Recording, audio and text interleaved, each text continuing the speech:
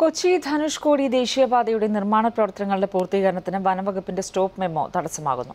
ചിലയിടത്ത് നിർമ്മാണം തകൃതിയായി നടക്കുന്നുണ്ടെങ്കിലും ബോഡിമെട്ട് മുകളിലുള്ള 26 കിലോമീറ്റർ ദൂരം പണി മുടങ്ങിയിരിക്കുകയാണ്.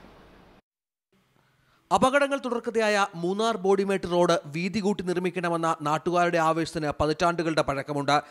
കേന്ദ്ര സർക്കാരിന്റെ വിഹിതമായ 381 കോടി രൂപ മുടക്കി 42 കിലോമീറ്റർ ദൂരം നാലുവരിപ്പാതയാക്കുന്നതിന് തീരുമാനിക്കുന്നതും നിർമ്മാണം ആരംഭിക്കുന്നതും അടുത്തിടെയാണ്.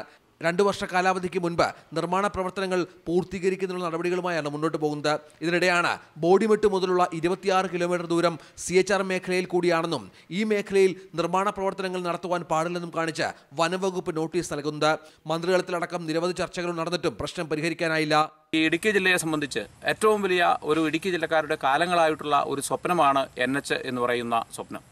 ആ സ്വപ്നം സാക്ഷാത്കരിക്കുന്നതിന് വേണ്ടിയിട്ട് നാട്ടുകാർ നോക്കിയിരിക്കുമ്പോഴാണ് ഇത്തരത്തിൽ ഫോറസ്റ്റ് ഡിപ്പാർട്ട്മെന്റ് ഇത്തരത്തിലുള്ളൊരു നടപടിയുമായി മുന്നോട്ട് പോകുന്നത്.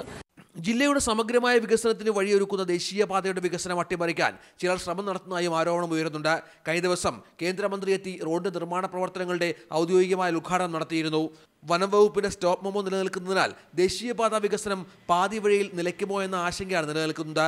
വനവകുപ്പിന്റെ നടപടിയിൽ ബഹുജന പ്രക്ഷോഭത്തിന് തയ്യാറെടുക്കുകയാണ് നാട്ടുകാർ. ഏഷ്യാനെറ്റ് ന്യൂസ്, കട്ടപ്പന.